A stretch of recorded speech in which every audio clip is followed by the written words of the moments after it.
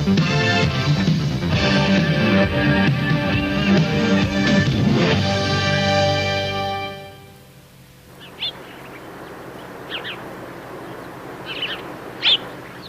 here out in Hemet at the site of a confined space rescue we had a couple weeks ago. And I want to show you the serenity that surrounds this area. There's shade and there's trees, it's quiet, it's in a peaceful community.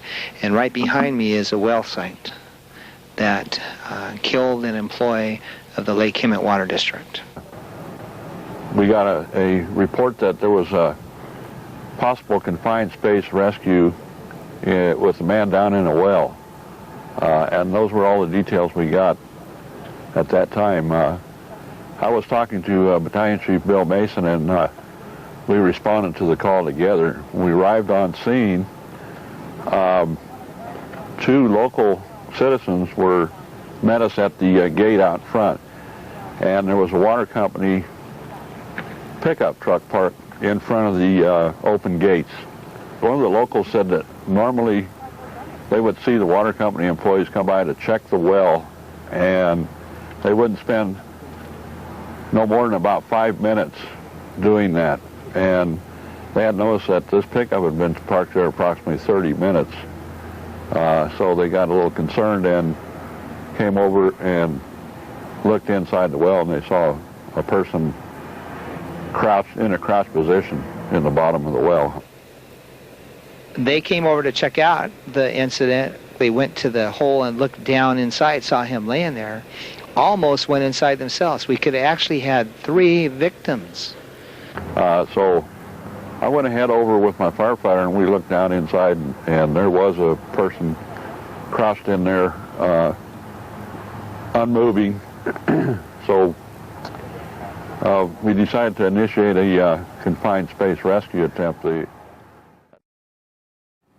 We talked about setting up a ladder rescue for ropes to go down in and pull a Stokes basket up out of the vault. Then several more locals showed up, and they were all standing around, and it was still just myself and the firefighter at that particular time, and the other folks were out in the street kind of getting things ready, getting rescue ropes prepared and so forth. And I heard the locals say, why aren't they doing anything? Why aren't they doing anything? So I took it upon myself at that time to go down into the vault with the thought, or my thoughts, that it was a possible medical aid, and there were probability or a possibility that we might be able to effect a rescue and work the person up medically. I went down into the well, to the vault itself, and walked over and checked the person's carotid, and immediately started getting very dizzy and faint feeling. So I immediately made it back up the ladder and out. As soon as I got fresh air, I seemed to revert back to my normal self and breathing better at that time. My next...